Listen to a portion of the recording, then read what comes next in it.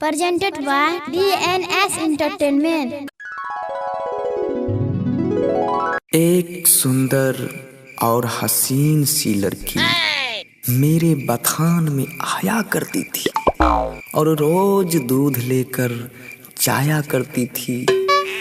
सब दिन एक ही इशारा करती थी, अभी नहीं, अभी कुछ नहीं। रे बंसी, अरे उठ ने, हमरा बुखार लग गेलो आए। तो ही भैंस के खिला पिला ने दुहई एक बेरा भै गेलै।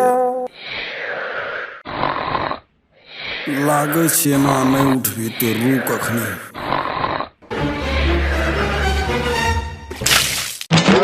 रे उठल कहि छौ तोरा?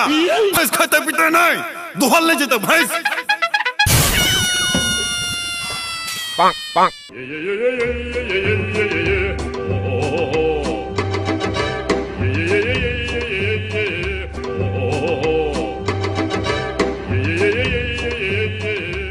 Wow! Bonk, bonk.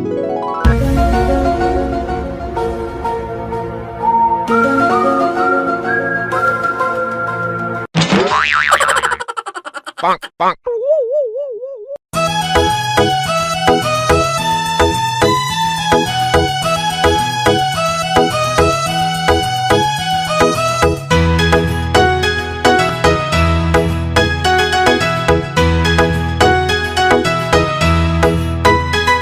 मिलाई के नजरिया हमरा से शर्माबै छही, बोलाबै छियौ ता घोड़ा में मैया बै छही।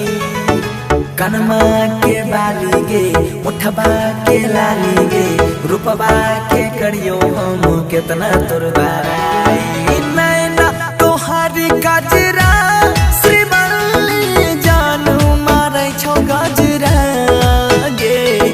नैना तोहारी गजरा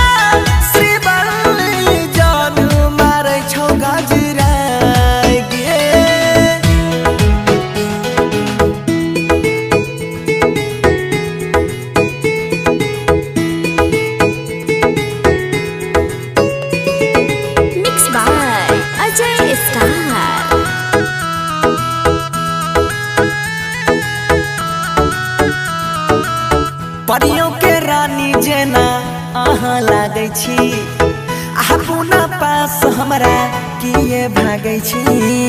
कोयल के जेना मीठ बोलै छी अहाँ, लागै छै तीर जेना दिल में जना तहाँ।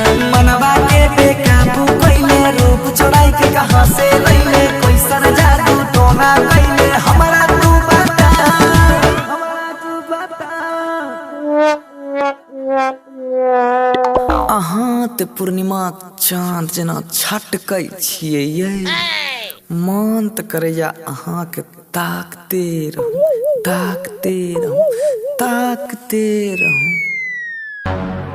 मर तोरी बहनी हर हरे सबटा मक्का चरा दल के है देखी हरे। हवा भैंसिया निकाल ने हरे।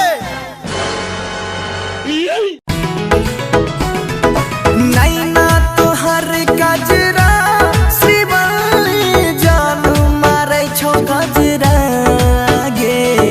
नैना तोहर गजरा श्रीवल्ली जानू मारै छौ गजरा गे। Vijay Shri digital audio recording studio Biharigunj.